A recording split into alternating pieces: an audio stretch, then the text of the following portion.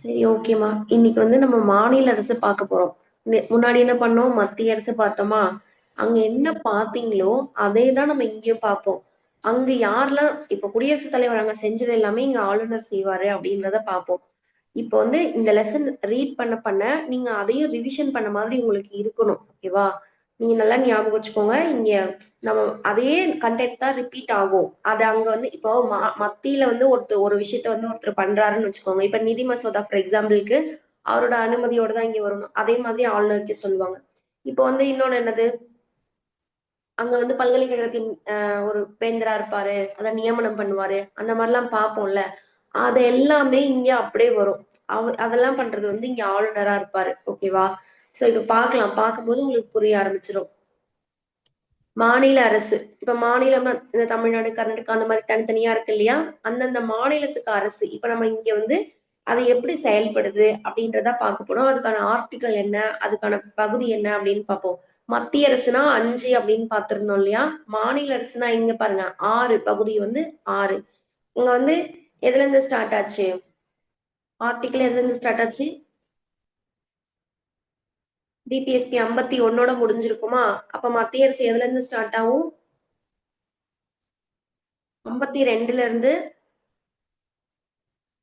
151 வரைக்கும். ஓகேவா? 52ல இருந்து 151 வரைக்கும் ஃபுல்லாவே நம்ம வந்து மத்திய அரசு தான் பார்ப்போம். அதுக்கப்புறம் 51 வரைக்கும் அங்க முடிஞ்சிருமா? 152ல இருந்து 237 வரைக்கும் நம்ம வந்து மாநில அரசு அப்படின்னு பார்ப்போம். ஓகேவா? 152ல இருந்து 237 வரைக்கும் ஆர்டிகல் ஃபுல்லாவே வந்துச்சுன்னா, அதுல எங்க அப்படின்னா மாநில அரசுக்கு தான். பகுதி என்னது? 6 152ல இருந்து 237 வரைக்கும். நம்ம வந்து மாநில அரசுன்னு பார்க்க போறோம். இப்போ வந்து 8 யூனியன் பிரதேசங்கள் மற்றும் 28 மாநிலங்கள்னு இருக்கும். இதுல என்ன புக்ல இருக்கு? ஒரே நிமிஷம் நான் ஷேர் பண்ண மறந்துட்டேன்மா. வந்து 8 யூனியன் பிரதேசம், 28 மாநிலம் அந்த மாரி இருக்கும். ஓகேவா? நம்ம இப்போ வந்து என்ன பண்ணலாம்? ரீட் பண்ணிக்கலாம் ஃபர்ஸ்ட். அதுக்கப்புறம் நம்ம எக்ஸ்பிளைன் பண்ணிக்கலாம். இந்திய அரசியலமைப்பு மத்திய, மாநில அரசுகளுக்கான தனித்தனி நிர்வாக முறைகளை கொண்ட ஒரு கூட்டாட்சி அரசாங்கத்தை வழங்குகிறது. நம்ம ஆல்ரெடி பார்த்துட்டோம் இல்லையா? நம்ம வந்து ஒரு கூட்டாட்சி அரசாங்கம் வச்சிருக்கோம். எப்படி? மத்திய அரசு, மாநில அரசு அவங்களுக்குன்னு ஒரு நிர்வாக முறைகள் வச்சிருக்காங்க. ஆனா 2 பேரும் சேர்ந்து செயல்படுவாங்க. ஸோ கூட்டாட்சி, நிர்வாகம். இந்த கூட்டாட்சியில் வந்து தேசிய தலைநகரான டெல்லி, ஆ அடுத்து 8 யூனியன் பிரதேசங்கள் இருக்கும். 9ன்னு குடுத்திருப்பாங்க. ஆனா 8 தான். ஓகேவா? 8 யூனியன் பிரதேசங்கள் மற்றும் 28 மாநிலங்கள் வந்து இருக்கு அப்படின்றத பார்க்குறோம். மத்திய மாநில அரசுகளுடனான ஒரு சீரான நிர்வாக அமைப்பினை ஏற்படுத்த அரசியலமைப்பு வழிவகுக்குது. மத்திக்கும், மாநிலத்துக்கும் அப்படியே ஒரு மாரி பேலன்சிங்கா போற மாதிரி நம்மளுடைய அரசியலமைப்பு வந்து வழிவகுத்திருக்கு அப்படின்னு சொல்றாங்க. அரசியலமைப்பினுடைய பகுதி 6 152ல இருந்து 237 வரையிலான சட்டப்பிரிவுகள் அனைத்தும் மாநிலங்களுக்கான சீரான அமைப்பினை பற்றி நமக்கு சொல்லுதுன்னு சொல்றாங்க. சோ அப்போ வந்து மாநில அரசு பத்தி நம்ம எந்தெந்த ஆர்டிகல்ல பார்க்க போறோம் அப்படின்னா 152ல இருந்து 237 வரைக்கும் இருக்கிற ஆர்டிகல்ல தான் நம்ம என்னன்னு பார்க்க போறோம்? மாநில அரசை பத்தி வந்து பார்க்க போறோம் அப்படின்னு ஞாபகம் வச்சுக்கோங்க. இது நீங்க இந்த மாதிரி ஓரலா ஞாபகம் வச்சுக்கிட்டீங்கன்னா சென்ட்ரல் இருந்து ஏதாவது கேட்டா கூட மாநில அரசு ரிலேட்டடா தான் இதுக்கான ஆர்டிகல் இருக்கு. சோ அது ரிலேட்டடா ஏதாவது ஆப்ஷன் இருக்கா நீங்க வந்து பாக்குறதுக்கு கொஞ்சம் ஹெல்ப்பா இருக்கும். அதுக்கப்புறம் பாருங்க. சீரான அமைப்பினை பற்றி குறிக்கிறதுன்னு சொல்லிட்டாங்களா? ஆனால் அரசியலமைப்பு சட்டப்பிரிவு 370 இருக்கு இல்லையா? 370னா என்ன அப்டின்னா, இது வந்து ஜம்மு காஷ்மீர பத்தி சொல்லுவாங்க. அவங்களுக்குன்னு ஒரு ஸ்பெஷல் பவர் இருக்கு. இப்போ அத கேன்சல் பண்ணிட்டாங்க. ஆனாலும் இத வந்து குடுத்துருக்காங்க. பாருங்களேன். ஃபர்ஸ்ட் வந்து 370னா என்ன? இப்போ வந்து ஒரு ஒரு மாநிலத்துக்கும் ஒரு ஒரு அந்தஸ்து இருக்கு. அதாவது ஒரு ஒரு மாநிலமும் இப்படிதான் செயல்படணும் அப்படின்னு சொல்லிட்டு நமக்கு இங்க வந்து குடுத்துருக்காங்க. ஆனா அதுக்கு விதிவிலக்கா ஒரு மாநிலம் இருக்கு. அது எது அப்படின்னு பார்த்தீங்கன்னா, இந்த ஜம்மு காஷ்மீர் தான். அதுக்கான ஆர்டிக்கிள் என்ன அப்படின்னு பார்த்தோம்னா 370. சோ அவங்களுக்கான சிறப்பு அந்தஸ்து வந்து குடுத்துருக்காங்க. என்னன்னு பாருங்க. மத்திய அரசை போன்று மாநில அரசுகளும் நிர்வாகத்துறை, சட்டமன்றம், நீதித்துறை அப்படின்னு சொல்லிட்டு 3ஆ தான் இயங்கும். இப்போ இங்க வந்து எப்படி சொல்றாங்க? மத்திக்கு நெறைய அ பவர் இருக்குல்ல. ஆனா ஜம்மு காஷ்மீர்ல வந்து மாநிலத்துக்கு நெறைய பவர் இருக்கும். இப்ப நம்ம வந்து அடிப்படை உரிமை அதெல்லாம் அவங்க வந்து நாங்க அதெல்லாம் ஃபாலோ பண்ண மாட்டோம் அப்படின்ற மாதிரி சொல்லிருவாங்க. அவங்களுக்கு டிபிஎஸ்பி அந்த இது எதுவுமே அவங்க வந்து நம்மளது வந்து ஃபாலோ பண்ண மாட்டாங்க. நம்ம தேசிய கொடி இதையும் மதிக்க மாட்டாங்க. அவங்களுக்குன்னு ஒரு ரூல்ஸ் இருக்கும். அவங்களுக்குன்னு தனி தேசிய கொடி வந்து வச்சிருந்தாங்க முன்னாடி. அந்த இடத்துல போயிட்டு நிலம் வாங்க முடியாது அந்த மாதிரிலாம் நெறைய வந்து சொல்லியிருப்பாங்க. ஓகேவா? அது நம்ம இந்த பாக்ஸ்ல வரும்போது பார்த்துக்கலாம். இப்போ ஜஸ்ட் நீங்க வந்து இந்த மேப் பாருங்க. மைண்ட் மேப் பாருங்க. ஃபர்ஸ்ட் என்னது? மாநில அரசு. மாநில அரசு மத்திய அரசு மாதிரி என்ன பண்ணுவாங்க, நிர்வாகம், சட்டமன்றம், நீதித்துறை அப்படின்னு என்ன பண்ணிருப்பாங்க, மூணா வந்து பிரிச்சிருப்பாங்கன்னு பார்த்தோமா. அங்க நிர்வாகத்துல யார் யார் வருவாங்க, குடியரசுத் தலைவர், துணை குடியரசுத் தலைவர், பிரதமர், அதுக்கப்புறம் மற்ற அமைச்சர்கள்னு பார்த்திருப்போம். அந்த ஆர்டர்ல வந்திருப்பாங்க. ஆனா இங்க பாருங்களேன், இங்க யார் வராங்க, ஆளுநர் வராங்க, முதலமைச்சர் வராங்க, அதுக்கப்புறம் அமைச்சரவை வராங்க. ஓகேவா. அப்ப இங்க நிர்வாகத்துறை, மாநில அரசுக்கு நிர்வாகத்துல யார் யார் வருவாங்கன்னு பாருங்க. ஆளுநர் வராரு, முதலமைச்சர் வராரு, அமைச்சரவை வராங்க. ஓகேவா. அடுத்து பாருங்க சட்டமன்றம். சட்டமன்றம்னா அங்க நாடாளுமன்றம் தான் சட்டம் போடுவாங்க அப்படின்றதுனால நம்ம என்ன பண்ணுவோம், சட்டமன்றம் போட்டு அது கீழே நாடாளுமன்றம், அதை வந்து ரெண்டா பிரிச்சு வச்சிருப்பாங்க. இங்க என்ன அப்படின்னு பாத்தீங்கன்னா டைரக்டாவே ஒரு ஒரு மாநிலத்திலயும் சட்டமன்றம் சட்டம் இயற்றுவாங்கன்னு நமக்கு தெரியும். அந்த சட்டமன்றத்துல வந்து என்ன பண்ணிருப்பாங்கன்னா ரெண்டா பிரிச்சிருப்பாங்க. என்ன பாருங்க, சட்ட மேலவை, அதை வந்து மேலவைன்னே சொல்லுவாங்க. சட்டமன்ற பேரவை, இதை வந்து என்னன்னு சொல்லுவோம் அப்படின்னா கீழவைன்னு சொல்லுவோம். ஓகேவா. இதையும் ரெண்டா பிரிக்கிறாங்க. என்ன சொல்லுங்க, சட்ட மேலவை, இதை வந்து மேலவைன்னு சொல்லுவாங்க. சட்டமன்ற பேரவை, அதை கீழவைன்னு சொல்லுவாங்க. அங்க மாதிரி இங்க ரெண்டு தான். ஓகேவா. இது முடிஞ்சுதா. இதுக்கப்புறம் பாருங்களேன், நீதித்துறை அப்படின்னு சொல்லிட்டு உயர் நீதிமன்றம், மாவட்ட நீதிமன்றங்கள், மற்ற நீதிமன்றங்கள் அப்படின்னு சொல்லிட்டு சொல்லியிருக்காங்க. சரி, ஓகே, அடுத்து பார்க்கலாம். இப்போ வந்து நான் ஜம்மு காஷ்மீர் பத்தி சொன்னேன் இல்லையா, அந்த பாக்ஸ்ல கொடுத்துருக்காங்க பாருங்களேன். ஜம்மு காஷ்மீர் மாநிலத்துக்கு சிறப்பு அந்தஸ்து வழங்கும் அந்த ஜம்மு காஷ்மீர் அரசியலமைப்பு 1957 நவம்பர் மாசம் 17ஆம் தேதி என்ன பண்ணிருந்தாங்கன்னா ஏத்துக்கிட்டாங்க. அந்த நாள் அன்னைக்கு ஏத்துக்கிட்டு 1957 நவம்பர் 26ஆம் நாள் என்ன பண்ணாங்கன்னா நடைமுறைப்படுத்தினாங்க. என்ன அப்படின்னு பாத்தீங்கன்னா, இந்திய அரசியலமைப்பின் அரசு நெறியுறுத்தும் கோட்பாடுகள் இருக்கு இல்லையா, டிபிஎஸ்பி, அதுவும் அடிப்படை உரிமைகள் இருக்கு இல்லையா, இதுவும் ஜம்மு காஷ்மீர் மாநிலத்திற்கு வந்து பொருந்தாது அப்படின்னு சொல்லியிருக்காங்க. ஓகேவா. அடிப்படை உரிமைகளை வந்து நம்ம செயல்படுத்தலைன்னா, ஒருவேளை கிடைக்கல அப்படின்னா நமக்கு என்ன வரும், நம்ம வந்து கோர்ட்டுக்கு போயிட்டு அதுக்கான நீதியை வந்து வாங்கிக்க முடியும்ன்றதெல்லாம் பார்த்திருப்போம். டிபிஎஸ்பில நீங்க இப்படிலாம் இருங்க, அரசுக்கு வந்து வலியுறுத்துவாங்க. இந்த ரெண்டுமே என்னன்னா, ஜம்மு காஷ்மீர் வந்து நாங்க ஃபாலோ பண்ண மாட்டோம், அது வந்து எங்க மாநிலத்துக்கு செல்லாது அப்படின்னு சொல்லிட்டு சொல்லியிருப்பாங்க. இந்திய அரசியலமைப்பு நீங்க அடிப்படை உரிமைகளில் ஒன்றான சொத்துரிமை நம்ம கிட்ட இருந்து நீக்கிட்டாங்க இல்லையா, சொத்துரிமை 31வது ஆர்டிக்கல்ல இருந்து என்ன பண்ணிட்டாங்க, நீக்கிட்டாங்க. அது இப்ப இல்ல. ஆனா ஜம்மு காஷ்மீர்ல அப்போ வரைக்கும் அது என்ன பண்ணிருப்பாங்கன்னா நடைமுறையில வச்சிருந்திருப்பாங்க. சோ இது வந்து 2019 ஆகஸ்ட் 5 அன்னைக்கு இந்த ஆர்டிக்கல் என்ன பண்ணிருப்பாங்கன்னா ரத்து பண்ணிருப்பாங்க. 370 எப்போ ரத்து பண்ணாங்கன்னு கேட்டாங்கன்னா 2019 ஆகஸ்ட் 5. 2019 ஞாபகம் வச்சுக்கோங்க. ஓகேவா. அவ்வளவுதான், ஜம்மு காஷ்மீர் பத்தி முடிஞ்சிருச்சு. அடுத்து பாருங்க, நிர்வாகத்துறையில யார் வந்தாங்க, ஆளுநர் வந்தாங்க, அதுக்கப்புறம் முதலமைச்சர், அதுக்கப்புறம் அமைச்சர். இவங்களதான் இப்போ வந்து நம்ம பார்க்க போறோம் இன்னைக்கு. ஓகேவா.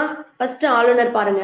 ஆளுநர் அப்படின்னு பார்த்தோம்னா மாநில நிர்வாகத்தின் அரசியல் தலைவர் வந்து ஆளுநர் தான் அப்படின்னு சொல்லியிருக்காங்க.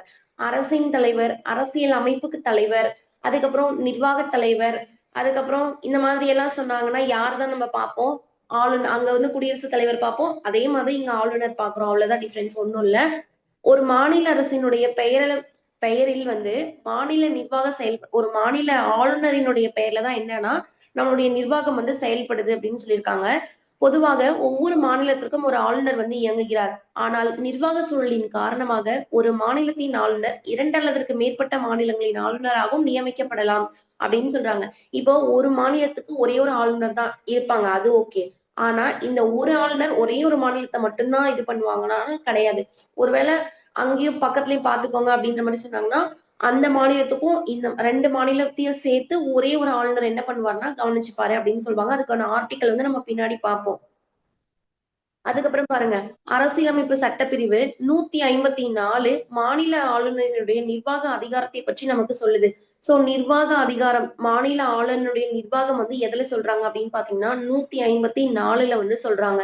அது அவர் தான் செய்யணும்ன்ற மாதிரி ஒண்ணு சொல்லி அது 154ல 1ல சொல்லியிருப்பாங்க. 154ல 1ன் படி மாநில ஆளுநருடைய நிர்வாக அதிகாரம் ஆளுநர் கிட்ட வந்து இருக்கணும் அப்படின்னு சொல்றாங்க. சோ வந்து அதிகாரத்தை பத்தி நார்மலா நிர்வாக அதிகாரத்தை பத்தி சொன்னுச்சு அப்படின்னா ஆளுநருக்கு என்னென்ன நிர்வாக அதிகாரம் இருக்கு அப்படின்னா அது 154. 154ல 1 அப்படின்றது அந்த ஆளுநருடைய நிர்வாக அதிகாரம் ஆளுநர் கிட்ட தான் இருக்கணும் அப்படின்னு சொல்றது வந்து 154ல 1. ஓகேவா. அதுக்கப்புறம் பாருங்க, அவரால் நேரடியாகவோ அல்லது அவரின் கீழ் உள்ள அலுவலர்களாலோ அரசியலமைப்பின்படி செயல்படுத்தப்பட வேண்டும் அப்படின்னு சொல்லிட்டாங்க. இது வரைக்கும் ஓகேவா. இப்ப என்னன்னா அரசியலமைப்பின் தலைவர் ஆளுநர்னு சொல்லியிருக்காங்க. அதுக்கப்புறம் என்ன சொல்லியிருக்காங்க, இவருடைய பெயர்ல தான் மாநிலம் வந்து என்ன பண்ணுன்னா செயல்படும். அந்த நிர்வாகம் செயல்படும். பிளஸ் அதுக்கான ஆர்டிக்கல், அந்த ஆளுநருக்கான நிர்வாகத்துக்கான ஆர்டிக்கல் 154. அந்த 154ல 1 அந்த நிர்வாகம் அவர்கிட்ட தான் இருக்கணும் அப்படின்றத சொல்லுது. அடுத்து பாருங்க, ஆளுநருடைய நியமனம்.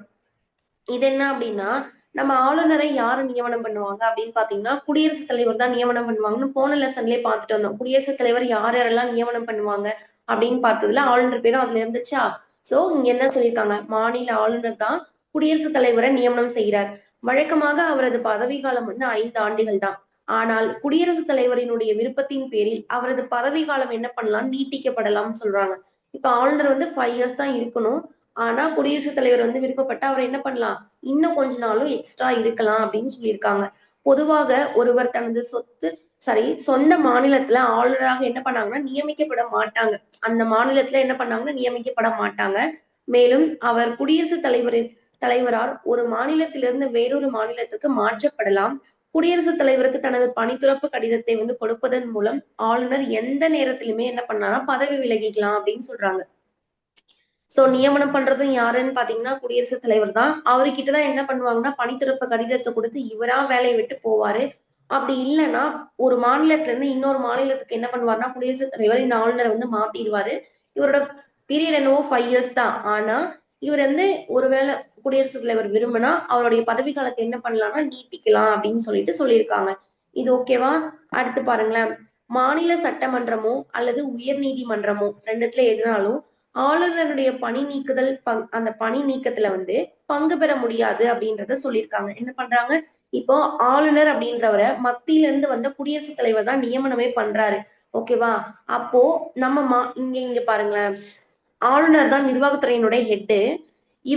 இவர் பதவி நீக்கம் செய்யறாங்க இல்லையா, அந்த செயல்முறைகள்ல பக்கத்துல இருக்கு பாருங்க, அந்த மைண்ட் மேப்ல இருக்கு பாருங்க, இந்த சட்டமன்றமும் இந்த நீதித்துறையும் என்ன பண்ணக்கூடாதுன்னா பங்கு பெறக்கூடாதுன்னு சொல்றாங்க. ஓகேவா?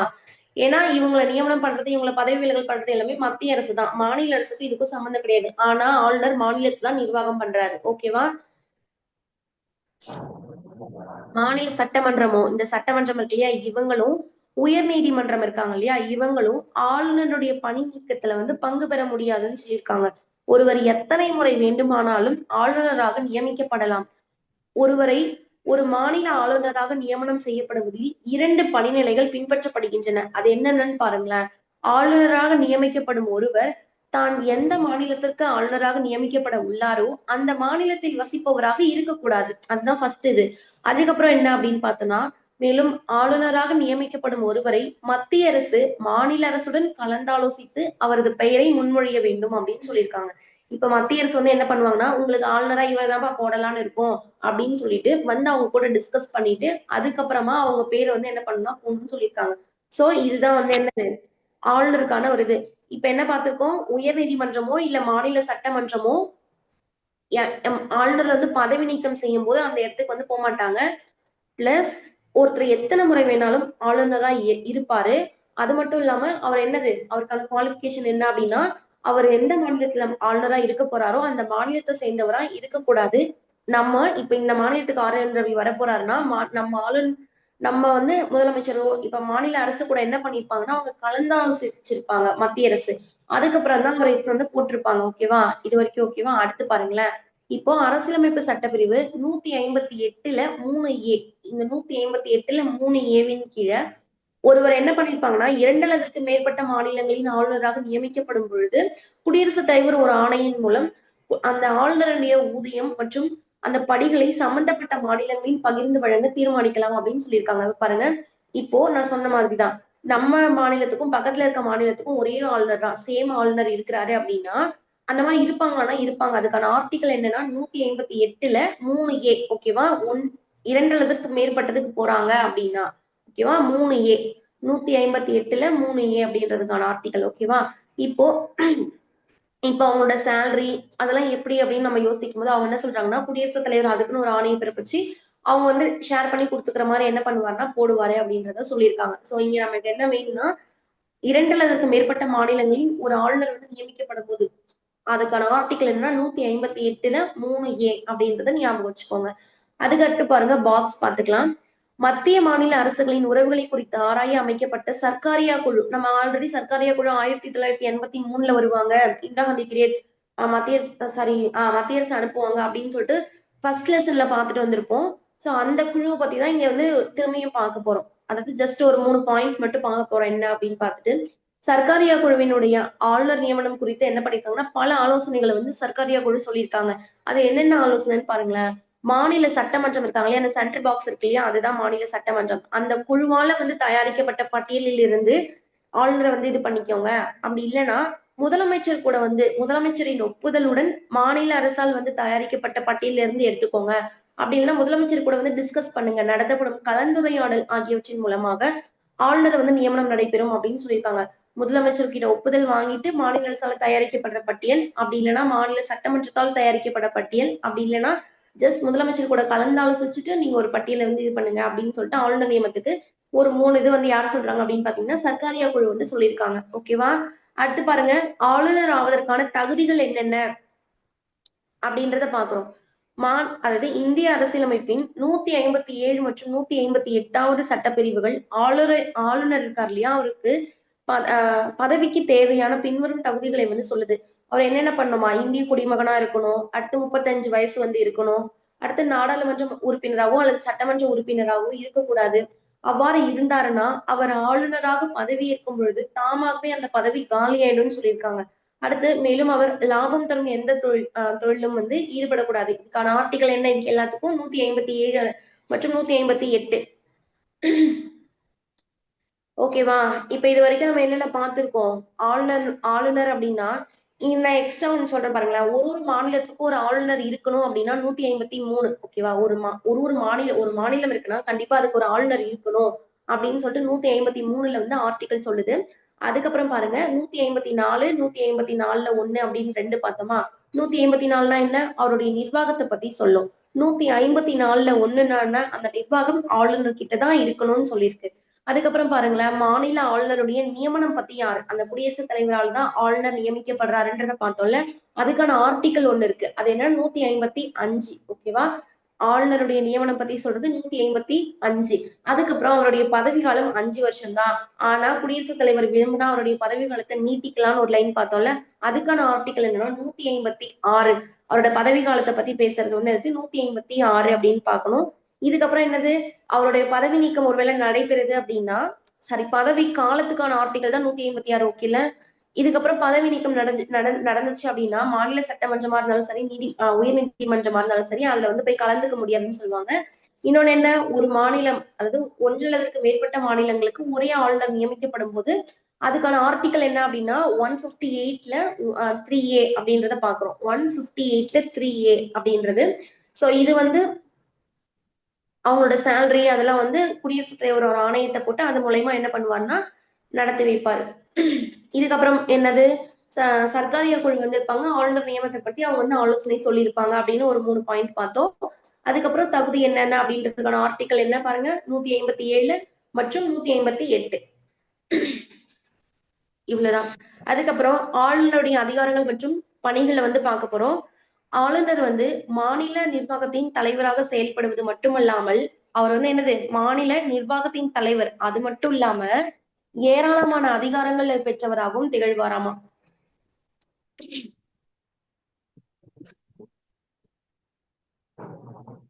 ஓகே. அடுத்து என்ன அப்படின்னு பார்த்தோம்னா சட்டப்பிரிவு 163 படி முதலமைச்சரின் ஆலோசனையிலான அமைச்சரவையின் ஆலோசனை மற்றும் வழிகாட்டுதலின்படி ஆளுநர் ஒரு குறிப்பிட்ட நிகழ்வுகளை தவிர மற்ற அதிகாரங்களை என்ன பண்றாருன்னா செயல்படுத்துறாரு. மாநில நிர்வாக தலைவராக ஆளுநர் பின்வரும் அதிகாரங்களை பெற்று பணிகளை வந்து செய்கிறார். என்னென்ன அதிகாரம் அவருக்கு இருக்கு அப்படின்னு பாருங்க. நிர்வாக அதிகாரம் இருக்கு, சட்டமன்ற அதிகாரம் இருக்கு, அதுக்கப்புறம் வந்து சட்டமன்ற அதிகாரம், அடுத்து நிதிக்கான அதிகாரங்கள் இருக்கு, நீதித்துறைக்கான அதிகாரங்கள் இருக்கு, விருப்புரிமை அதிகாரங்கள் அப்படின்னு சொல்லிட்டு, அதுக்கப்புறம் அவசரங்கள் அதிகாரங்கள் அப்படின்னு சொல்லி அதிகாரங்களை வந்து கொடுத்திருக்காங்க. இப்ப நம்ம வந்து நிர்வாகத்தை வந்து பார்க்க போறோம். நிர்வாக அதிகாரம் என்னென்ன அப்படின்னு பாருங்க. ஃபர்ஸ்ட் வந்து இந்திய அரசியலமைப்பு மாநில நிர்வாகத்தின் அனைத்து அதிகாரங்களையும் ஆளுநருக்கு வழங்குகிறது. இவற்றை ஆளுநர் இதுக்கான ஆர்டிகல் தான் நம்ம பார்த்தோம். நிர்வாகத்தை பத்தி 154ல பார்த்திருப்பான். இவற்றை அவர் நேரடியாகவோ அல்லது அவரின் கீழுள்ள அலுவலர் மூலமாகவோ செயல்படுத்தலாம். ஆளுநரே மாநிலத்தின் அரசியலமைப்பு தலைவர் ஆவார் அப்படின்னு சொல்லியிருக்காங்க. அவரது பெயராலே அனைத்து நிர்வாகமும் நடைபெறுகிறது அப்படின்னு சொல்லிட்டாங்க. ஃபர்ஸ்ட் பாயிண்ட் இதுதான். செகண்ட் பாயிண்ட் பாருங்க, ஆளுநருடைய நிர்வாக அதிகாரங்கள் மற்றும் பணிகள் என்னென்ன அப்படின்னு பாக்குறோம். இதுல வந்து மாநில சட்டமன்ற தேர்தலில் பெரும்பான்மை பெற்ற கட்சியின் தலைவரை முதலமைச்சராக ஆளுநர் தான் நியமனம் செய்வாரு. இதுக்கப்புறம் தான் நியமனம் ஸ்டார்ட் ஆகுது. யார் யாருன்னு பாருங்களேன். இப்போ வந்து ஆளுநரை குடியரசுத் தலைவர் நியமனம் பண்ணுவாரு. அதுக்கு 155 ஆர்டிகல்னு பார்த்துட்டு வந்துட்டோமா. இப்ப இவர் மாநிலத்துக்கு வந்துட்டாரு. இப்ப இவர் என்ன இவரோட வேலையை ஸ்டார்ட் பண்றாரு. என்ன அப்படின்னா ஃபர்ஸ்ட் நம்மளுடைய குடியரசுத் தலைவர் தானே. அடுத்து இருக்கிறது பாருங்க, குடியரசுத் தலைவர் தானே இருக்காரு. அந்த சாரி முதலமைச்சர் தானே இருக்காரு. அந்த முதலமைச்சரை யார் தான் நியமனம் பண்ணுவாங்க அப்படின்னு பாத்தீங்கன்னா ஆளுநர் தான் என்ன பண்ணுவாங்கன்னா நியமனம் பண்ணுவாங்க. ஓகேவா. மாநிலத்துல மாநில முதலமைச்சரை யார் நியமனம் பண்றாங்கன்னு கேட்டாங்கன்னா ஆளுநர் தான். அதுக்கப்புறம் பாருங்க, முதலமைச்சரினுடைய பரிந்துரையின் பேரில் மற்ற அமைச்சர்கள் என்ன பண்ணுவார்னா இந்த ஆளுநர் நியமனம் செய்யறாருன்னு சொல்றாங்க. பாருங்க, முதலமைச்சரின் பரிந்துரையின் பேரில் அமைச்சரவையின் மற்ற உறுப்பினர்களை நியமனம் செய்கிறார். யாரு? ஆளுநர். அதுக்கப்புறம் பாருங்க, மாநிலத்தினுடைய வழக்கறிஞரை வந்து நியமனம் செய்கிறார் அப்படின்னு சொல்றாங்க. இங்க இருப்பாங்க இல்லையா, மாநிலத்துக்கு ஒரு மாநிலத்துக்கு ஒரு வழக்கறிஞர் இருப்பாங்க. அவங்கள எல்லாரையும் நியமனம் பண்றாரு. அவரது ஊதியத்தையும் நிர்ணயம் செய்கிறார். அதுக்கப்புறம் ஆளுநர் விரும்புற வரைக்கும் அரசு வழக்கறிஞர் என்ன பண்ணுவாங்கன்னா அவரது பணியை தொடரலாம் அப்படின்னு சொல்லியிருக்காங்க. அதுக்கடுத்து பாருங்க, அரசு பணியாளர் தேர்வாணைய குழுவின் தலைவர் மற்றும் உறுப்பினர்களை என்ன பண்ணுவார்னா நியமனம் செய்வார். இது ரொம்ப ரொம்ப இம்பார்ட்டன்ட் பாயிண்ட். இப்ப நான் சொல்றது அரசு பணியாளர் தேர்வாணையத்தின் தலைவர் இருக்காங்க இல்லையா, அவங்களையும் அவங்களுடைய உறுப்பினர்களையும் இவர் நியமனம் செய்வாரு. ஆனா ஆளுநரால இவர்களை பணி நீக்கம் செய்ய முடியாது. அப்ப யார வந்து ஆளுநரால பணி நீக்கம் செய்ய முடியாது, அப்பாயின்மெண்ட் பண்ணிருவாரு. ஆனா அவங்கள பணி நீக்கம் செய்ய முடியாது அப்படின்னா எந்த டிபார்ட்மெண்ட் பாருங்க, அரசு பணியாளர் தேர்வாணையத்தின் அந்த குழுவினுடைய தலைவர் மற்றும் அவங்களுடைய உறுப்பினர்களை இவர் வந்து என்ன பண்ணுவாரு, நியமனம் பண்ணுவாரு. ஆனா அவங்கள என்ன பண்ண முடியாது, பணி நீக்கம் செய்ய முடியாது. யார் பண்ணுவாங்க அவங்கள பணி நீக்கம் அப்படின்னா குடியரசுத் தலைவரால் மட்டுமே அவங்கள பணி நீக்கம் செய்ய முடியும் அப்படின்ற ஒரு பாயிண்ட் கொடுத்திருக்காங்க. அது ரொம்ப ரொம்ப இம்பார்ட்டன்ட். ஓகேவா. அடுத்து பாருங்க, மாநில தலைமை தேர்தல் ஆணையரை நியமனம் செய்து அவரது அந்த தலைமை தேர்தல் ஆணையர் இருக்காங்க இல்லையா, அவங்கள வந்து நியமனம் செய்து அவரது பணிகாலம் பணியினுடைய தன்மையை வந்து தீர்மானிப்பாரு. இருந்தாலும் உயர் நீதிமன்ற நீதிபதியை வந்து பதவி நீக்கம் செய்யும் அதே முறையை வந்து பின்பற்றி தான் மாநில தலைமை தேர்தல் ஆணையரையும் என்ன பண்ணணும்னா பதவி நீக்கம் வந்து செய்யலாம் அப்படின்னு சொல்லியிருக்காங்க. பதவி நீக்கம் செய்யவே முடியாதுன்னா அது வந்து அரசு பணியாளர் தேர்வு ஆணையத்தின் குழு அந்த குழுவினுடைய தலைவர் மற்றும் உறுப்பினர்களை பதவி நீக்கம் செய்ய முடியாது. நியமனம் மட்டும்தான் பண்ணுவாரு. அதுக்கப்புறம் யார் வராங்க, நம்மளுடைய தலைமை தேர்தல் ஆணையர்கள் வராங்க. இவங்களை வந்து என்ன பண்ணுவாரு, நியமனமும் பண்ணுவாரு, பதவி நீக்கமும் செய்வாரு. அது எந்த முறையில பண்ணணும் அப்படின்றத சொல்லியிருக்காங்க. உயர் நீதிமன்ற நீதிபதி இருக்காங்க இல்லையா, அவங்களை எந்த முறையில நம்ம பதவி நீக்கம் செய்வோமோ அதே மாதிரிதான் இவங்களையும் பதவி நீக்கம் செய்யணும் அப்படின்றத சொல்லியிருக்காங்க. அதுக்கப்புறம் என்ன, அதுக்கப்புறம் ஆளுநர் வந்து மாநில பல்கலைக்கழகங்களின் வேந்தராக செயல்படுவதுடன் துணை வேந்தரையும் என்ன பண்ணுவார்னா நியமனம் செய்வாரு அப்படின்னு பார்ப்போம். அப்போ நார்மலா பல்கலைக்கழகங்களின் வேந்தர் யாருன்னு பார்த்தோம்னா அது வந்து குடியரசுத் தலைவர் தான். அதுவே மாநில பல்கலைக்கழகங்களின் வேந்தர் யாருன்னு கேட்டாங்கன்னா ஆளுநர் சொல்லணும். துணை வேந்தரை இவர் தான் நியமனம் பண்ணுவாரு அப்படின்றது நமக்கு தெரியும். அதுக்கடுத்து பாருங்க, குடியரசுத் தலைவரின் அவசர நிலை பிரகடனம் செய்யப்படும் பொழுது குடியரசுத் தலைவரின் பெயரில் இவரே மாநிலத்தை நேரடியாக ஆட்சி செய்கிறார் அப்படின்னு சொல்றாங்க. அந்த 356 நம்ம ஒண்ணு பார்த்திருப்போம் இல்லையா, மாநில அவசர நிலை. அப்போ மாநிலத்துல இருக்கவங்க வந்து என்ன பண்ணிருப்பாங்கன்னா அந்த அரசியலமைப்புக்கு உட்பட்டு செயல்படாம அந்த அரசியலமைப்பு மீறி ஏதோ பண்ணிருப்பாங்க. அதனால என்ன பண்ணிருப்பாருன்னா குடியரசுத் தலைவர் கிட்ட போயிட்டு ஆளுநர் முறையிடுவாரு. இவங்க இந்த மாதிரி இது பண்றாங்க அப்படின்னு சொன்னோன்னு அது உண்மையான்னு செக் பண்ணிட்டு அவர் என்ன பண்ணுவாருன்னா வந்து 356 வந்து போட்டுட்டு போயிருவாரு. ஆனா அவரே வந்து டைரக்டா பாத்துக்க முடியாது இல்ல. சோ அவருக்கு பதிலா என்ன பண்ணுவாருன்னா ஆளுநர் தான் நம்மளுடைய மாநிலத்தை வந்து ஃபுல் டைமா அவரோட ஆளுநர் ஆட்சி வந்து நடக்க ஆரம்பிச்சோம் அப்படின்ற மாதிரி ஞாபகம் வச்சுக்கோங்க. இதுல ஓகேவா, இதுல ஏதாவது டவுட் இருக்கா? நிர்வாகத்துல என்ன பண்ணாங்கன்னா முதலமைச்சரை நியமனம் பண்ணுவாரு. அதுக்கப்புறம் என்ன பார்த்தோம், மற்ற அமைச்சர்களை முதலமைச்சரின் பரிந்துரையின் பேர்ல நியமனம் பண்ணுவாருன்றத பார்த்தோம். அதுக்கப்புறம் வழக்கறிஞரை நியமனம் பண்ணுவாரு, அவருடைய ஊதியத்தையும் டிசைட் பண்றாரு. அதுக்கப்புறம் அவருடைய பதவி வந்து இவர் விருப்பப்படுற வரைக்குமே வந்து போகும் அப்படின்னு சொல்றாங்க. வழக்கறிஞர் அவரது பதவி, அதாவது இவர் விரும்பும் வரைக்குமே வழக்கறிஞர் என்ன பண்ணலாம், அவரது பதவியை வந்து தொடரலாம் அப்படின்றத பார்த்தோம். அடுத்து என்ன பார்த்தோம், அரசு பணியாளர் தேர்வாணையத்தினுடைய குழு, அந்த குழுவினுடைய தலைவர் மற்றும் அதனுடைய உறுப்பினர்கள் எல்லாரையுமே வந்து இவர் நியமனம் பண்ணுவாரு. ஆனா பதவி நீக்கம் செய்ய முடியாது. அவங்கள செய்யறது யாரு, குடியரசுத் தலைவர் தான் பதவி நீக்கம் வந்து செய்வாரு. அதுக்கப்புறம் என்ன பார்த்தோம், தலைமை தேர்தல் ஆணையர்களை இவர் நியமனம் பண்ணுவாரு, பதவி நீக்கமும் செய்வாரு. அதுக்கான ப்ரொசீஜர் என்ன, உயர் நீதிமன்ற நீதிபதி எப்படி அவங்க வந்து பதவி நீக்கம் செய்யறாங்களோ அதே மாதிரிதான் தலைமை தேர்தல் ஆணையர்களையும் பதவி நீக்கம் செய்யணும். மாநில தலைமை தேர்தல் ஆணையர்களை பதவி நீக்கம் செய்யணும்ன்றத பார்த்தோம். அடுத்து என்னது, இவர் வந்து பல்கலைக்கழகங்களின் வேந்தரா இருப்பாரு. துணை வேந்தர்களையும் யார் தான் நியமனம் பண்ணுவார்னா ஆளுநர் தான் நியமனம் பண்றாருன்றத பார்த்தோம். அடுத்து குடியரசுத் தலைவரினுடைய அவசர நிலை பிரகடனம் செய்யப்படும் போது குடியரசுத் தலைவரின் பெயர்ல தான் என்ன பண்றாங்க, மாநில அரசு வந்து என்ன பண்ணா நேரடி ஆட்சிக்கு வந்து வந்துருது அப்படின்றதாங்க. இவ்வளவுதான் சட்டமன்றம், அதாவது நிர்வாக அதிகாரங்கள் வந்து பார்த்து முடிச்சிட்டோம். அடுத்து சட்டமன்ற அதிகாரங்களுக்கு போறோம். சட்டமன்ற அதிகாரங்கள் இதுல ஏதாவது டவுட் இருக்காமா? நிர்வாக அதிகாரங்கள்ல ஏதாவது டவுட் இருக்கா? ஓகே பாருங்க, அடுத்து வந்து சட்டமன்ற அதிகாரங்கள். ஆளுநர் வந்து மாநில சட்டமன்றத்தின் ஒரு ஒருங்கிணைந்த பகுதி அப்படின்னு சொல்லியிருக்காங்க. மாநில சட்டமன்றத்தின் இவர் வந்து ஒரு ஒருங்கிணைந்த பகுதியா இருப்பாரு. ஆனால் அவர் சட்டமன்றத்தின் உறுப்பினராக இல்லை அப்படின்னு சொல்லியிருக்காங்க. அப்ப இப்ப ஆளுநர் வந்து எங்க வராங்க? நிர்வாகத்துல வராங்களா? நிர்வாகத்துல ஆளுநர் வருவாரு. சட்டமன்றத்துக்கு வந்து இவர் ஒரு ஒருங்கிணைந்த பகுதியா இருப்பாரு. ஆனா உறுப்பினர் வந்து கிடையாது அப்படின்னு சொல்றாங்க.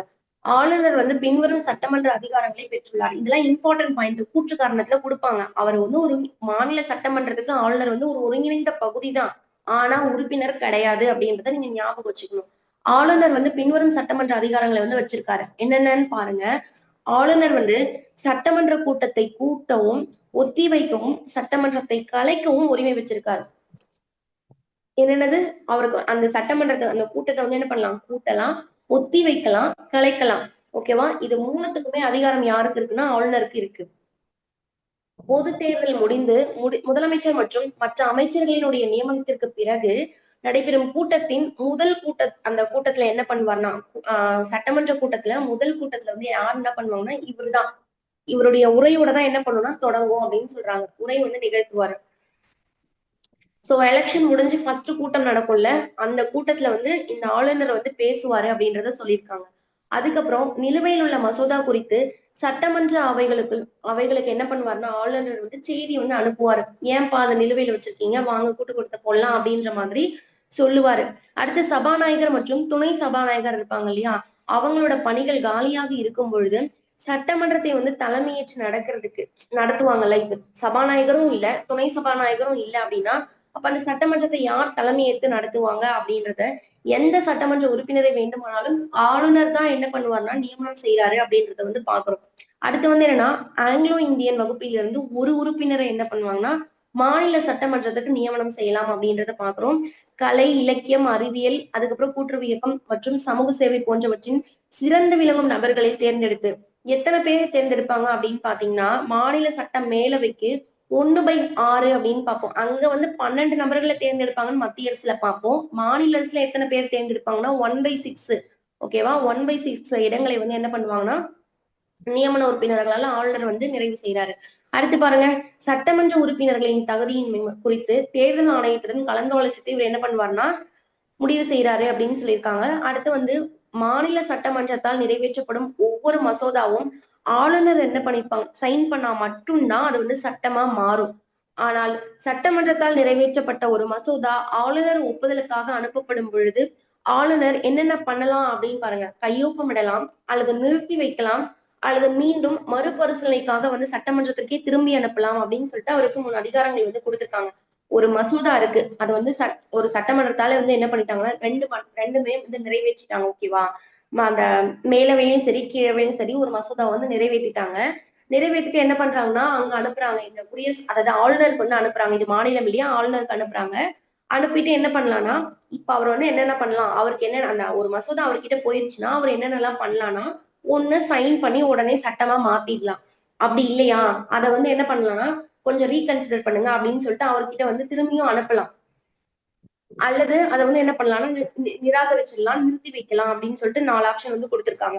என்ன பண்ணலாம், ஃபர்ஸ்ட் கையொப்பமிடலாம், அல்லது நிறுத்தி வைக்கலாம், அல்லது மீண்டும் மறுபரிசீலனைக்காக வந்து திரும்பி அனுப்பலாம் அப்படின்னு சொல்றாங்க. ஓகேவா? மூணு மூணு ஆப்ஷன் வந்து அவருக்கு வந்து கொடுத்திருக்காங்க. அதுக்கப்புறம் பாருங்க, மாநில சட்டமன்றத்தால் நிறைவேற்றப்பட்ட எந்த மசோதாவும் மாநில உயர் நீதிமன்றத்தினுடைய அதிகாரத்திற்கு தீங்கு விளைவிக்கும் நிலையில் இருக்குமாயின் அதனை குடியரசுத் தலைவரின் பரிசீலனைக்காக நிறுத்தி வைக்கலாம் அப்படின்னு சொல்றாங்க. இப்போ வந்து ஒரு மசோதாவை அவங்க நிறைவேற்றி அனுப்பிட்டாங்க. அந்த மசோதாவை இவர் பார்க்கும்போது அது வந்து மாநில உயர்நீதிமன்றத்துக்கு வந்து இது பிரச்சனையா வருமே அப்படின்னு சொல்லிட்டு அவர் யோசிக்கிறார். அந்த மாதிரி அவருக்கு தோணுச்சுன்னா அவர் என்ன பண்ணலாம்னா குடியரசுத் தலைவர்கிட்ட இதை டிஸ்கஸ் பண்ணணும் அப்படின்னு சொல்லிட்டு அந்த மசோதாவை என்ன பண்ணலாம்னா நிறுத்தி வைக்கலாம். அப்படின்னு ஒரு அதிகாரம் அவருக்கு இருக்கு. ஓகேவா? அதுக்கப்புறம் பாருங்களேன், அரசியலமைப்பு சட்டப்பிரிவு 213 கீழ் ஆளுநர் மாநில சட்டமன்றம் நடைபெறாத பொழுது அவசர சட்டத்தை பிறப்பிக்கலாம். ஆனால் அந்த அவசர சட்டம் இருக்கு இல்லையா, இப்போ வந்து குடியரசுத் தலைவருக்கு அவசர சட்டம் போறதுக்கான ஆர்டிகல் என்ன அப்படின்னு பார்த்தோம்னா 123 1 2 3 அப்படின்னு ஞாபகம் வச்சுக்கோங்க. அந்த 1 2 3ல 2 மட்டும் முன்னாடி வந்து 1 அதுக்கப்புறமே வந்துச்சுன்னா 2 1 3 அப்படின்னு வந்ததுன்னா அது ஆளுநர் வந்து அவசர சட்டம் போடுவார் இல்லையா, அதுக்கான ஆர்டிகல். இந்த ஆளுநர் வந்து அவசர சட்டம் போட்டாலும் அது வந்து 6 மாசம் தான் அந்த அந்த சட்டமன்றத்தால் என்ன பண்ணணும்னா அங்கீகரிக்கப்படணும்னு சொல்றாங்க. அந்த அவசர சட்டத்தை எந்த நேரத்துல வேணாலும் ஆளுநர் வந்து திரும்ப வாங்கிக்கலாம். ஓகே அவசர சட்டம் முடிஞ்சிருச்சுப்பா அப்படின்ற வந்து சொல்லலாம் அப்படின்றத சொல்றாங்களா.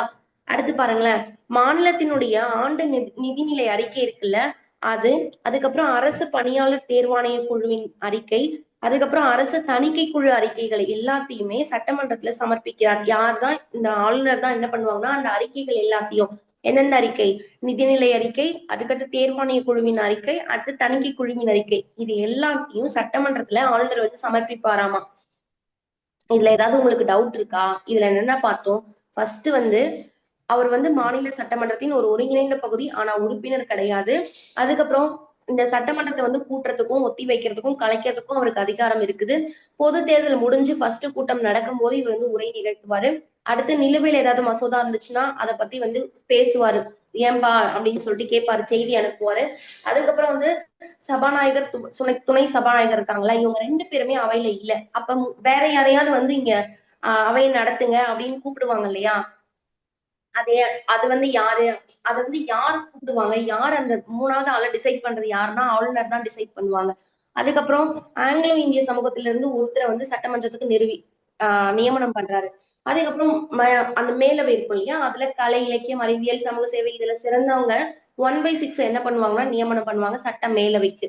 அதுக்கப்புறம் என்ன பார்த்தோம், தேர்தல் ஆணையம் அந்த தகுதியின்மை குறித்து தேர்தல் ஆணையத்து கூட என்ன பண்ணுவாருன்னா டிஸ்கஸ் பண்ணுவாரு. அடுத்து வந்து என்ன, மாநில சட்டமன்றத்தால் நிறைவேற்றப்படும் ஒவ்வொரு மசோதாவும் அவர் என்ன பண்ணுவாரு, கையெழுத்து போட்டாதான் அந்த சட்டமா மாறும்னு சொல்லுவாங்க. அதே மாதிரி ஒரு சட்டமன்றத்தால் நிறைவேற்றப்பட்ட ஒரு மசோதாவை என்ன பண்ணுவாங்க, ஆளுநர் வந்து ஒப்புதலுக்காக அனுப்பும்போது அவர் சைன் பண்ணலாம், இல்லைன்னா நிறுத்தி வச்சுக்கலாம், அல்லது ரிட்டர்ன் பண்ணலாம். சைன் பண்ணலாம், நிறுத்தி வச்சுக்கலாம், அல்லது ரிட்டர்ன் பண்ணலாம்னு சொல்லிட்டு 3 ஆப்ஷன் வந்து அவருக்கு இருக்குது. அதுக்கப்புறம் என்ன, மாநில சட்டமன்றத்தில் நிறைவேற்றப்படும் எந்த ஒரு மசோதாவுமே வந்து உயர் நீதிமன்றத்துக்கு வந்து ஏதாவது பாதிப்புக்குள்ளாகும்னு ஆளுநர் நினைச்சாருன்னா அதை குடியரசுத் தலைவர் கிட்ட டிஸ்கஸ் பண்ணிட்டு சைன் பண்ணலாம்னு வெயிட் பண்ண வைப்பாரு. என்ன சொல்லியிருக்காங்க, தீங்கு விளைவிக்கும் நிலையில் இருக்குமாயின் அதனை குடியரசுத் தலைவரின் பரிசீலனைக்காக என்ன பண்ணலாம், நிறுத்தி வைக்கலாம் அப்படின்னு சொல்லியிருக்காங்க. அதுக்கப்புறம் 213 வந்து என்னது, ஆளுநருடைய அவசர சட்டம் போடுவார் இல்லையா, அது வந்து என்னது 6 மாசத்துக்குள்ள மாநில சட்டமன்றங்கள் என்ன பண்ணணும், அந்த அவசர சட்டத்தை அங்கீகாரம் பண்ணணும். இல்லைன்னா ஆளுநர் வந்து எந்த நேரத்துல வேணாலும் அந்த அவசர சட்டத்தை திரும்பி எடுத்துப்பாரு அப்படின்றத பார்த்தோம். அதுக்கப்புறம் நிதிநிலை அறிக்கை இருக்கு இல்லையா, அதுக்கப்புறம் ஆண்டு நிதிநிலை அறிக்கை, தேர்வாணைய குழுவினுடைய அறிக்கை, அதுக்கப்புறம் தணிக்கை குழுவின் அறிக்கை, இது எல்லாத்தையுமே வந்து இவர் தான் என்ன பண்ணுவாருன்னா சட்டமன்றத்துல சமர்ப்பிக்கிறாருன்னு சொல்லியிருக்காங்க. இவ்வளவுதான். ஓகேவா, சட்டமன்ற அதிகாரங்கள் பார்த்துட்டோம். இதுல உங்களுக்கு ஏதாவது டவுட் இருக்கா? ஏன் நீங்க இவ்வளவு சைலண்டா இருக்கீங்க? போலாம் மேம். ஓகே, நிதிக்கான அதிகாரங்கள் பாருங்களேன். இப்ப நம்ம நிர்வாகம் பார்த்துட்டோம், சட்டமன்றம் பார்த்துட்டோம், நிதி பாக்குறோம். நிதினா என்ன அப்படின்னு பாருங்க, மாநிலத்தினுடைய ஆண்டு வரவு செலவு திட்டத்தினை வந்து தயார் செய்து சட்டமன்றத்தில் அறிமுகம் செய்யும் கடமையை ஆளுநருக்கு அரசியலமைப்பு வழங்குது. அவர் தான் நிதிநிலை அறிக்கையை வந்து ரெடி பண்ணி சட்டமன்றத்துல வந்து போடுறாராமா. தேவைப்பட்டால் துணை வரவு செலவு திட்டத்தையும் அறிமுகம் செய்யலாம்னு சொல்லியிருக்காங்க. அப்புறம் ஆண்டு நிதிநிலை அறிக்கை, அதாவது வரவு செலவு திட்டம் இருக்கு இல்லையா, அதை சட்டமன்றத்தில் அறிமுகம் செய்ய இவர் ஒரு காரணமா இருக்கிறாரு. மாநில சட்டமன்றத்தில் வந்து மாநில நிதியமைச்சர் இருப்பாங்க, அவங்க மூலம் துணை வரவு செலவு திட்டத்தை வந்து தேவைப்பட்டால் இவர் என்ன பண்ணுவார்னா சமர்ப்பிப்பாராமா. நிதியமைச்சர் தான் சமர்ப்பிப்பாரு, ஆனா ஆளுநர் கிட்ட டிஸ்கஸ் பண்ணி அவர் தான் அதை வந்து அதுக்கு ஒரு காரணமா இருக்காருன்றத சொல்றாங்க. ஆளுநருடைய முன் அனுமதியுடன் தான் பண மசோதா என்ன பண்ணும் சட்டமன்றத்தில் அறிமுகப்படுத்த முடியும். இதே பாயிண்ட் நம்ம மத்தியில பார்த்திருப்போம். பண மசோதாவா இருந்துச்சு, அந்த நிதி மசோதாவா இருந்துச்சுன்னா அதை குடியரசுத் தலைவர் கிட்ட முன் அனுமதி வாங்கிக்கிட்டு தான் என்ன பண்ணணும், நாடாளுமன்றத்துல வந்து அறிமுகப்படுத்த முடியும் அப்படின்னு பார்த்திருந்தோம்ல, அதே பாயிண்ட் தான் இங்கேயும். ஆனா இங்க வந்து மாநிலம்ன்றதுனால ஆளுநர் கிட்ட முன் அனுமதி வாங்கிட்டு பண மசோதாவை என்ன பண்ணணும், சட்டமன்றத்துல அறிமுகப்படுத்த முடியும்னு சொல்லியிருக்காங்க. அடுத்து ஆளுநருடைய பரிந்துரை இன்றி நிதி ஒதுக்கீடு வந்து செய்யவே முடியாது. ஏன்னா ஃபுல் நிதியும் அவர்கிட்ட தான் இருக்கும். மாநிலத்தை பேஸ் பண்ணி ஃபுல்லா எல்லாமே அவர்கிட்ட தான் இருக்கும். அதனால நிதி ஒதுக்கீடு எதுவுமே செய்ய முடியாது. இப்ப நம்ம வந்து ஒரு ஒன்னொண்ணுமே இப்ப நிதி ரிலேட்டடா ஏதாவது சட்டம் போடுறாங்கன்னா ஆளுநர் வந்து ஒப்புதல் தராம அது வந்து என்ன பண்ண முடியாது. முன்னாடி சொல்றேன், ஃபர்ஸ்டே வந்து ஆளுநர் ஒப்புதல் தந்தா மட்டும்தான் அதை என்ன பண்ணணும், சட்டமன்றத்துக்கே கொண்டு வர முடியும். அடுத்து வந்து பாருங்க, அரசினுடைய எதிர்பாராத செலவினங்களுக்காக ஆளுநர் வந்து அவசர நிலையிலிருந்து நிதி ஒதுக்கீடு என்ன பண்ணுவாரு, செய்வாரு. பஞ்சாயத்துகள் மற்றும் நகராட்சிகள் நிதிநிலையை ஆய்வு செய்ய ஒவ்வொரு 5 ஆண்டிற்கும் நிதி ஆணையம் வந்து என்ன பண்ணுவாருன்னா போடுவாரு. ஓகேவா? நிதி ஆணையத்தை வந்து போட்டிருக்காரு. அதுக்கப்புறம் எதிர்பாராத செலவினங்களுக்கு நிதியை வந்து ஒதுக்கிடுவாரு. அதுக்கப்புறம் என்ன பண்ணுவாரு, அவரோட பரிந்துரை இல்லாம எந்த ஒரு நிதியையும் நம்மளால என்ன பண்ண முடியாதுன்னா செயல்படுத்த முடியாது. அடுத்து வந்து முன் அனுமதியுடன் பண மசோதா என்ன பண்ணுவாங்கன்னா அறிமுகப்படுத்துவாங்க சட்டமன்றத்துல. நிதியமைச்சர் துணை வரவு செலவு திட்ட அந்த வரவு செலவு திட்டம் இருக்கு இல்லையா, அதை வந்து தேவைப்பட்டால் சமர்ப்பிக்கலாம் அப்படின்னு சொல்லிட்டு சொல்றாங்க. இதெல்லாம் வந்து நிதி அதிகாரங்கள் ஞாபகம் வச்சுக்கோங்க. அதுக்கப்புறம் பாருங்க, நீதிக்கான அதிகாரங்கள். மாநில அரசினுடைய தலைமை வழக்கறிஞரை நியமனம் செய்கிறார். ஓகேவா? தலைமை வழக்கறிஞர் மாநில அரசுக்கு இருப்பாங்கல்ல, அவங்கள வந்து இவரை நியமனம் செய்வாரு. கீழ் நீதிமன்றங்களின் நீதிபதிகளை நியமனம் செய்வார். உச்ச நீதிமன்ற உயர் நீதிமன்ற நீதிபதிகளை நியமனம் செய்ய மாட்டார். அதுக்கப்புறம் கீழ் நீதிமன்றங்கள் இருக்குல்ல, அந்த நீதிபதிகளை மட்டும்தான் இவர் என்ன பண்றாருன்னா நியமனம் செய்யறாரு. உயர் நீதிமன்றத்தின் ஆலோசனையின் பேரில் மாவட்ட நீதிபதிகளின் நியமனம் மற்றும் பதவி உயர்வு போன்ற பணிகளை இவர் என்ன பண்றாருன்னா மேற்கொள்றாரு. அடுத்து ஆளுநரின் ஆலோசனையின் பேரில் குடியரசுத் தலைவர் இருக்கார் இல்லையா, அவரு உயர் நீதிமன்ற தலைமை நீதிபதியை நியமனம் செய்கிறார் சொல்றாங்க. இங்க என்னன்னா, இது ரொம்ப இம்பார்ட்டன்ட் பாயிண்ட். நம்ம வந்து டிட்டோ அங்க யாரெல்லாம் நியமிக்கிறாங்களோ இங்க அவங்களா இவங்கதான் நியமிப்பாங்க அப்படின்ற மாதிரி போட்டுறக்கூடாது. ஒரு சிலரை வந்து இப்ப நம்ம பணியாளர் தேர்வாணையத்தை என்ன பண்ணோம், நியமிக்கலாம், ஆனா பதவி விலகல் செய்ய முடியாது. அதை குடியரசுத் தலைவர் பண்ணுவாருன்னு பார்த்தோம்ல. அதே மாதிரி நியமனத்தையும் சரி பதவி விலகலையும் சரி ஆளுநரால பண்ண முடியாத ஒரு பதவினா அது உயர் நீதிமன்ற நீதிபதியினுடைய பதவி. இங்க பாருங்க, உயர் நீதிமன்ற நீதிபதி இருக்கார் இல்லையா, அவரு ஆளுநர் கிட்ட ஜஸ்ட் டிஸ்கஸ் பண்ணிட்டு குடியரசுத் தலைவர் தான் என்ன பண்றாருன்னா நியமனம் பண்றாரு. ஞாபகம் வச்சுக்கோங்க, ரொம்ப இம்பார்ட்டன்ட். குற்றவாளிகளுடைய கருணை மனு அடிப்படையில் குற்றவாளிகளின் மன்னிக்கலாம் அல்லது குற்றவாளிகளின் தண்டனையை வந்து குறைக்கலாம் அல்லது நிறுத்தி வைக்கலாம் அப்படின்னு சொல்லிட்டு ஒரு பாயிண்ட் இருக்கு. ஒரே நிமிஷம். இங்க பாருங்க, இதுல சொல்லியிருக்காங்க, இந்த இந்த அதிகாரமா அவருக்கு இருக்கு. ஆனா மரண தண்டனை பெற்றிருப்பார்ல, அவரை தவறன்னு சொல்லியிருக்காங்க.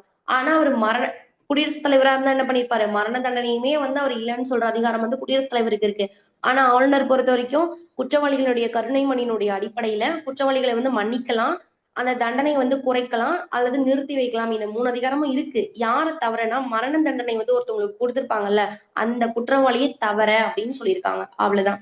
விருப்புரிமை அதிகாரங்கள்னா என்னன்னு பாருங்க.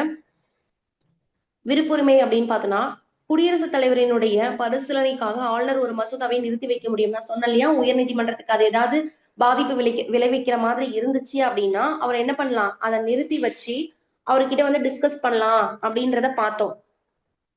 பரிசீலனைக்காக வச்சிருப்பாருன்றத பார்த்தோம்ல. சோ அப்ப வந்து என்ன பண்ணலாம், இது வந்து அவருடைய விருப்பம் தான். அவர் நிறுத்தி வைக்கலாம், இல்ல சைன் கூட பண்ணிடலாம். சோ அதுதான் அவருடைய விருப்புரிமை அதிகாரத்துல என்ன பண்ணிருக்காங்க, சொல்லியிருக்காங்க. குடியரசுத் தலைவரின் பரிசீலனைக்காக ஆளுநர் ஒரு மசோதாவை என்ன பண்ணலாம், நிறுத்தி வைக்கலாம். அது விருப்புரிமை அதிகாரம்.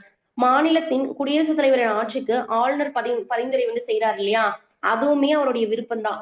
இங்க வந்து அவங்க பண்றாங்க. இப்போ வந்து சம்டைம்ஸ் என்ன பண்ணலாம்னா, இவங்க அரசியலமைப்பை மீறினாலும் அவங்க கிட்டயும் வந்து அதை பேசி அதை வந்து சால்வ் பண்ணலாம், இல்லைன்னா வந்து கண்டுக்காம இருக்கலாம். அந்த மாதிரி நிறைய ஆப்ஷன்ஸ் இருக்கு. இருந்தாலும் அவரோட பதவிக்கு ஏத்த மாதிரி அவர் என்ன பண்ணுவாருன்னா போயிட்டு அவருடைய விருப்பத்துக்கு ஏத்த மாதிரி இங்க அவங்க பண்ணாங்கன்னா உடனே குடியரசுத் தலைவர் கிட்ட சொல்லி என்ன பண்ணிடலாம், இங்க வந்து அவசர நிலையை போடலாம். மாநில நிர்வாகம் மற்றும் சட்டமன்ற செயல்பாடுகள் தொடர்பான செய்திகளை முதலமைச்சரிடமிருந்து ஆளுநர் வந்து பெறுகிறார். அதுவும் அவருடைய விருப்பம் தான்.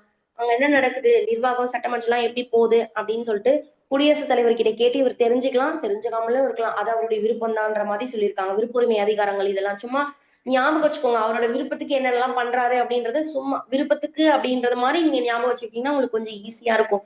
மாநில சட்டமன்றம் மொத்த தேர்தலில் எந்த கட்சியையும் அறுதி பெரும்பான்மை வந்து பெறாத பொழுது ஆளுநர் எந்த கட்சி குடியரசு அந்த தலைவரையும் என்ன பண்ணுவாங்கன்னா ஆட்சி அமைக்க அழைப்பாரு அப்படின்னு சொல்லியிருக்காங்க. இப்ப நம்ம இதை அங்க பாத்திருக்கோம்ல, இப்போ வந்து எலெக்ஷன் நடந்திருக்கும், யாருமே வந்து முதலமைச்சர் ஆகிறதுக்கான தகுதி வச்சிருக்க மாட்டாங்க. ஏன்னா அந்த பெரும்பான்மை வந்து எந்த கட்சியும் வின் பண்ண மாட்டாங்க. சோ அப்ப என்ன பண்ணுவாங்க, போயிட்டு யாரு கூடயாவது கூட்டணி வந்து சேரணும். அப்படி இல்லைன்னா யாரையுமே யாரு கூடயும் கூட்டணி சேராம அப்படி அப்படியே இருக்கிறாங்க அப்படின்னு வச்சுக்கோங்களேன். அப்ப வந்து பெரும்பான்மை யாருமே பெரும்பான்மை பெறல, இதுல பெரும்பான்மை பெற்றவங்க அவங்களுடைய தலைவரை வந்து தேர்ந்தெடுக்க தவறிட்டாங்க. இந்த பட்சத்துல என்ன பண்ணுவாங்கன்னா குடியரசுத் தலைவர் அதாவது ஆளுநர் வந்து அவரோட விருப்பத்தின் பேர்ல அடுத்ததா இருக்கிற கட்சிக்கு வந்து என்ன பண்ணுவாருன்னா சான்ஸ் கொடுப்பாரு, இல்ல அவர் விரும்புற கட்சிக்கு சான்ஸ் கொடுப்பாரு. அந்த மாதிரி கொடுக்கும்போது அவங்க அந்த குறிப்பிட்ட டியூரேஷனுக்குள்ள என்ன பண்ணலாம் அப்படின்னா பெரும்பான்மை வந்து நிரூபிச்சு காட்டணும். அப்படி இல்லைன்னா அடுத்த இருக்கவங்களுக்கு வாய்ப்பு போகும் அப்படின்ற மாதிரி நம்ம பார்ப்போம். ஓகேவா? இப்போ இது மட்டும் ஞாபகம் வச்சுக்கோங்க.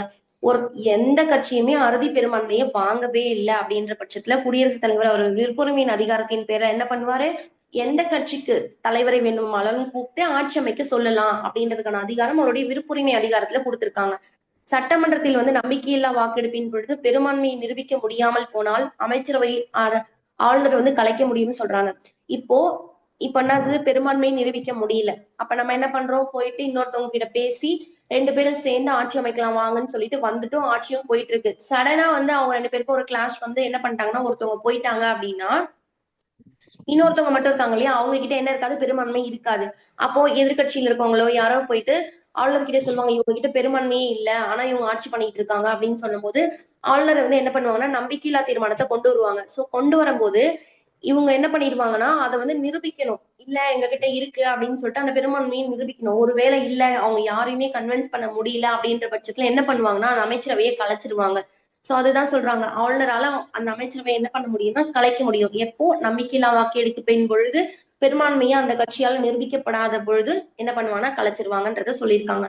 அதுக்கப்புறம் பாருங்க, அமைச்சரவை பெரும்பான்மையை இழந்தால் சட்டமன்றத்தில் வந்து ஆளுநர் அந்த சட்டமன்றத்தை கலைக்க முடியும். எல்லாமே ஒரே பாயிண்ட் தான்.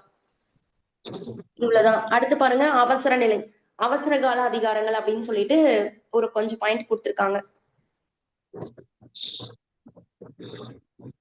அவசர கால அதிகாரங்கள். ஓகே, இது என்னது, மாநில அரசு வந்து அரசியலமைப்பு விதிகளுக்கு ஏற்ப செயல்படவில்லை என்று அரசியலமைப்புக்கு ஏத்த மாதிரி மாநில அரசு எல்லாம் செயல்படல அப்படின்னு ஆளுநர் உறுதியா நம்பினாங்கன்னா 356 கீழ் மாநில அரசினை வந்து கலைக்க குடியரசுத் தலைவருக்கு என்ன பண்ணுவார்னா பரிந்துரை செய்வாரு.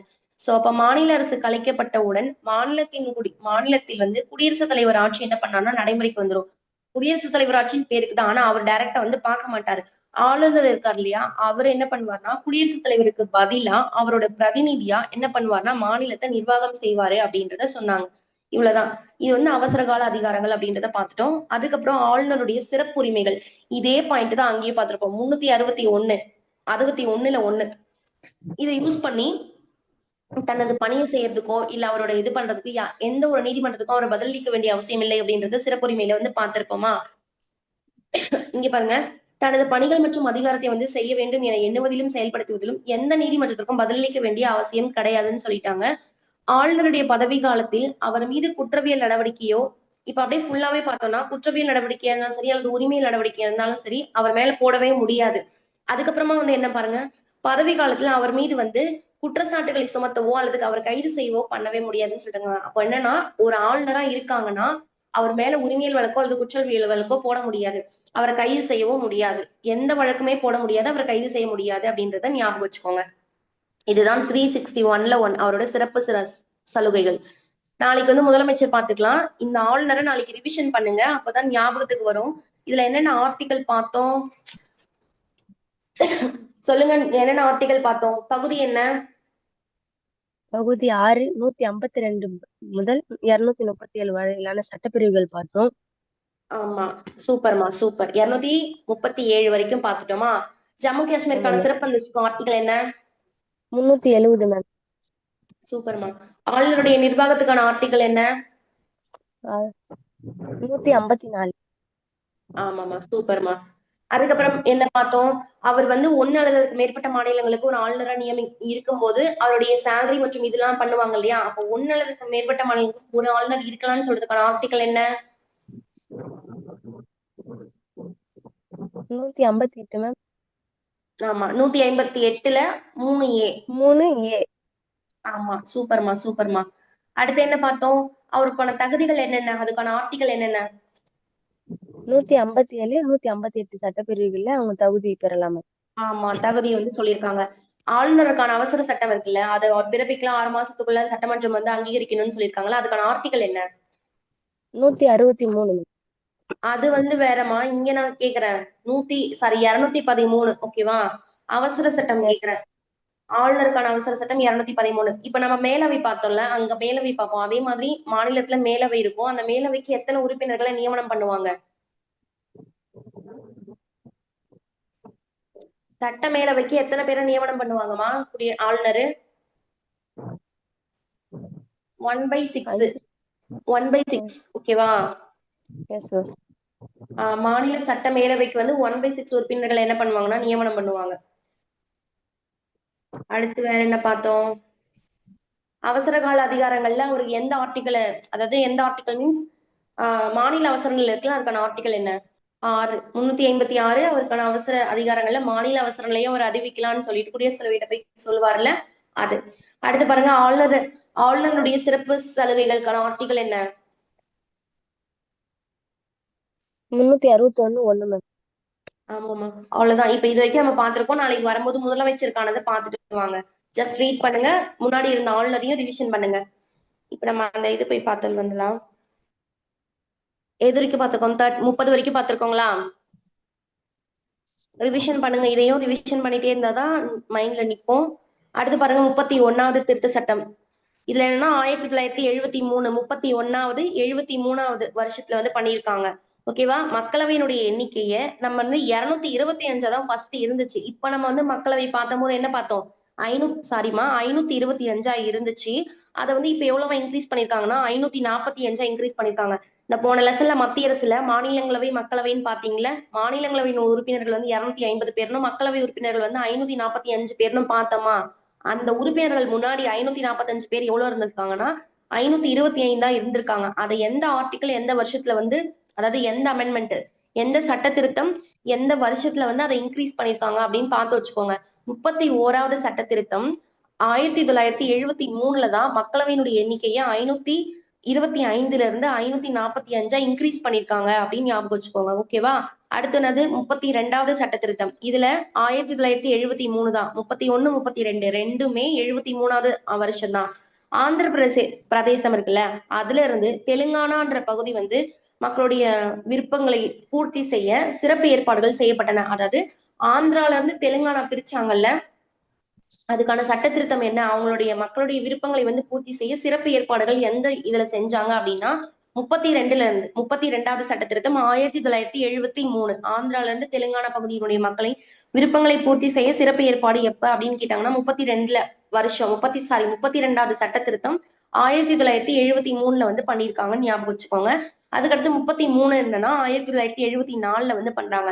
இப்ப பாருங்க, 31 32 மட்டும்தான் 73, மத்த எல்லாமே 74 மட்டும்தான். 33 34 35 இந்த மூணுமே என்னது 74 தான் பண்ணிருக்காங்க. சோ 33வது சட்ட திருத்தம் என்ன? நாடாளுமன்ற உறுப்பினர்கள் மற்றும் மாநில சட்டமன்ற உறுப்பினர்களின் பதவி விலகலை சபாநாயகர் அல்லது தலைவர் சொல்லக்கூடியவங்க மட்டும்தான் ஏற்க முடியும். அதுவும் அவர்கள் திருப்தி அடைந்தால் மட்டுமே அப்படின்னு சொல்லியிருக்காங்க. இப்போ நாடாளுமன்றத்துல இருக்கு இல்லையா, அதுல வந்து யாரு இது பண்ணுவாங்க? சபாநாயகர் அப்படின்னா தலைவர் 2 பேர் இருப்பாங்க. இதுல வந்து இப்போ ஒரு உறுப்பினர் வந்து பதவி விலகிறாருன்னா அதை அவங்கதான் ஏற்கணும். அதுவும் அவர் திருப்தி அடைஞ்சா மட்டும்தான் அவர் வந்து ஏத்துப்பாரு அப்படின்றத வந்து 33வது சட்ட திருத்தம் 1974 வந்து சொல்லியிருக்காங்க. ஓகேவா? என்ன சொல்லியிருக்காங்க?